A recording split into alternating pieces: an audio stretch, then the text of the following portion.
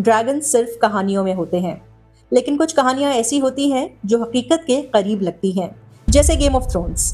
इस दुनिया में ड्रैगन्स सच थे, आग उगलने वाले, हवा में उड़ने वाले और शहरों को भस्म कर देने वाले क्रीचर्स। पर सबसे बड़ा सवाल ये है कि ड्रैगन्स का जन्म होता कैसे है? क्या ये कोई नेचुरल प्रोसेस है या किसी कला, किसी जादू से जुड़ा है? और ये कला अगर है तो आई कहां से? आज हम बात करेंगे वेलेरिया की, एक लॉस्ट सिविलाइजेशन जहां से ड्रैगन्स की कहानी शुरू होती है। यह है वॉच रोज और मैं आपको ले जाऊंगी एक पुरानी आग से भरी दुनिया में, जहां साइंस और मैजिक एक ही चीज थे। वेलेरिया, एक आग से भरा शहर। वेलेरिया एक एंशिएंट और बहुत ही एडवांस्ड सिविलाइजेशन थी, दुनिया की सबसे पावरफुल जगह, जहां के लोग ड्रैगन लॉर्ड्स कहलाते थे। ये लोग दुनिया के सबसे पहले लोग थे जो ड्रैगन्स को टेम कर पाए, यानी उन्हें अपना बना पाए, उनके ऊपर कंट्रोल हासिल किया। लेकिन ड्रैगन्स उनके पास कैसे आए? लेजेंड कहता है वेलेरियंस ने पहली बार ड्रैगन्स को देखा 14 फ्लेम्स नाम के वोल्केनोस के पास। ये ज्वालामुखी वेलेरिया में थे।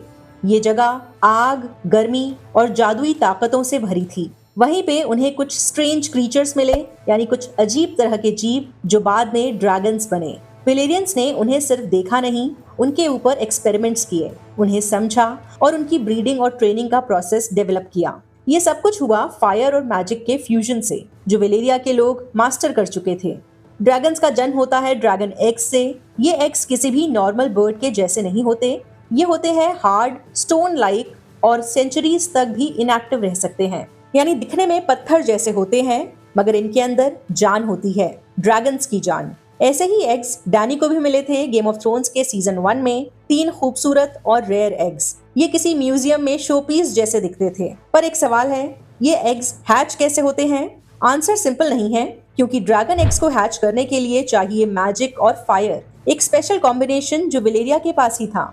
डेनेरियस के सीन याद करिए, जब वो खाल ड्रोगो के फ्यूनरल पायर में जाती है, यानी उसकी जलती हुई चिता में कदम रखती है, 3 ड्रैगन एग्स उसके साथ होते हैं और अगली सुबह जब वो बाहर निकलती है, उसके पास 3 जिंदा ड्रैगन्स होते हैं। वहां पे क्या हुआ?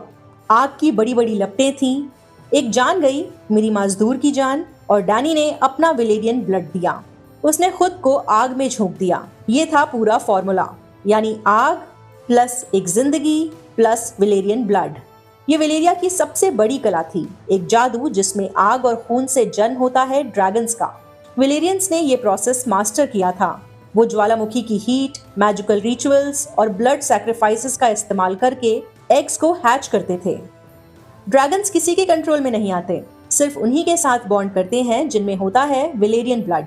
इसीलिए वेलेरियन फैमिलीज जैसे हाउस टारगेरियन अपनी फैमिली के अंदर ही शादी करती थी, ताकि ब्लड लाइन प्योर रहे।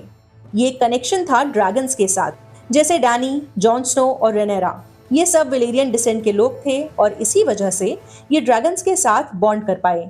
अगर किसी में ये ब्लड नहीं है तो ड्रैगन्स उसे राइड नहीं करने देंगे, या कभी कभी उसे सीधा मार ही डालेंगे। बारी आती है ड्रैगन्स की ब्रीडिंग और ग्रोथ की। ड्रैगन्स नेचुरली एग ले करते हैं, लेकिन ये प्रोसेस बहुत रेयर है। एक फीमेल ड्रैगन को सेफ एनवायरनमेंट चाहिए होता है, प्रॉपर फूड और शांति, तब जाकर वो अंडे देती है। लेकिन सिर्फ एग होने से कुछ नहीं होता, उसे हैच करना इक्वली मुश्किल है। वेलेरियंस के बाद टारगेरियंस ने भी बहुत सारे एग्स कलेक्ट किए, उनके लिए रिचुअल्स किए, हीट दी, लेकिन हर बार सक्सेस नहीं मिली। इनफैक्ट कुछ ऐसे भी टारगेरियंस थे जिन्होंने ड्रैगन एग्स को हैच करने के चक्कर में अपनी भी जान गंवाई और अपने साथ काम करने वालों की भी। वैसे ड्रैगन्स तब तक ग्रो करते रहते हैं जब तक उन्हें कहीं बंद न कर दिया जाए। शो का एक डायलॉग भी है, dragons never stop growing unless they are kept in chains. So जब ड्रैगन्स को किंग्स लैंडिंग के ड्रैगन पिट्स में बंद कर दिया गया, वो छोटे पड़ गए, कमजोर हो गए और फिर वक्त के साथ साथ एक्सटिंक्ट भी हो गए। फ्री और वाइल्ड रहकर ही ड्रैगन्स अपनी फुल पावर तक पहुंचते हैं। बारी आती है ड्रैगन सीड्स की, यानी half blood Riders. House of the dragon में एक इंटरेस्टिंग कॉन्सेप्ट मिलता है, ड्रैगन सीड्स, यानी वो लोग जिनमें वेलेरियन ब्लड तो होता है पर वो नोबल नहीं होते, यानी रॉयल खानदान से ताल्लुक नहीं रखते। जब सिविल वॉर चली, यानी कि डांस ऑफ द ड्रैगन्स, जब टारगेरियन घराने के लोग आपस में ही लड़ने लगे, तब कई अनक्लेम्ड ड्रैगन्स थे, यानी ड्रैगन्स तो थे मगर उनके पास राइडर नहीं था। ऐसे वक्त में रेनेरा ने ड्रैगन सीड्स को बुलाया, ये ट्राई करने के लिए कि क्या वो ड्रैगन्स को राइड कर सकते हैं। कुछ तो कामयाब हुए, जैसे नेटल्स, एडम ऑफ हल या उल्फ द वाइट, लेकिन कई लोग ड्रैगन के पास आते ही मारे गए, क्योंकि ड्रैगन सिर्फ उसी को एक्सेप्ट करता है जिससे वो कनेक्शन महसूस करे। ये प्रूव करता है कि ड्रैगन का जन्म सिर्फ एग से नहीं होता, वो तभी पूरा होता है जब एक रियल बॉन्ड बन जाए उसके और उसके राइडर के बीच। वेलेरिया का डूम, कला का खात्मा। वेलेरिया का एंड आया एक मैसिव डिजास्टर से, एक एपोकलिप्स। ज्वालामुखी एक्सप्लोड हो गए, मैजिक गायब हो गया और पूरा शहर मिट्टी में समा गया। इस इवेंट को कहते हैं द डूम ऑफ वेलेरिया, जिसके ऊपर मैंने वीडियो भी बनाया हुआ है। सारे ड्रैगन लॉर्ड्स, सारे सीक्रेट्स उस डूम ऑफ वेलेरिया के साथ। बस कुछ ही लोग बचे, जिनमें सबसे बड़ी फैमिली थी हाउस टारगेरियन की। ये लोग डूम से पहले ही ड्रैगन स्टोन मूव कर चुके थे, वही बन गए ड्रैगन्स के लास्ट मास्टर्स। हालांकि हाउस ऑफ द ड्रैगन में हमें हाउस वेलेरियन से भी मिलाया जाता है, लेकिन वो ड्रैगन मास्टर्स नहीं होते। खैर, टारगेरियंस भी धीरे धीरे इस कला को भूलते गए और फाइनली ड्रैगन्स दुनिया से गायब हो गए, तब तक के लिए जब तक डेनेरियस ने उन्हें दोबारा जन्म नहीं दिया, आग, कत्ल और खून के रास्ते। ड्रैगन्स का जन्म कोई नॉर्मल बायोलॉजिकल प्रोसेस नहीं है, ये कॉम्बिनेशन है पुराना मैजिक, डेंजरस रिचुअल्स और फायर बेस्ड साइंस का। वेलेरिया के लोग इस कला को समझ चुके थे, पर वो सब उनके साथ ही डूम में खत्म हो गया। टारगेरियंस ने सिर्फ उस कला का एक छोटा सा हिस्सा प्रिजर्व किया और वो भी वक्त के साथ लगभग गायब हो गया।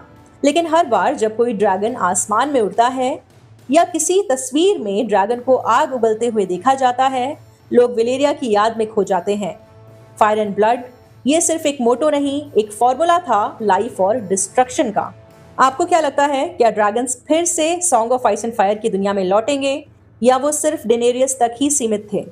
कमेंट सेक्शन में अपनी सोच जरूर लिखिए। आगे और भी ऐसे वीडियोस लाती रहूंगी जो आपको पसंद आएंगे। लाइक करिए अच्छा लगा हो, अच्छा ना लगा हो तो डिसलाइक करिए। जो भी बात है बताते रहिए।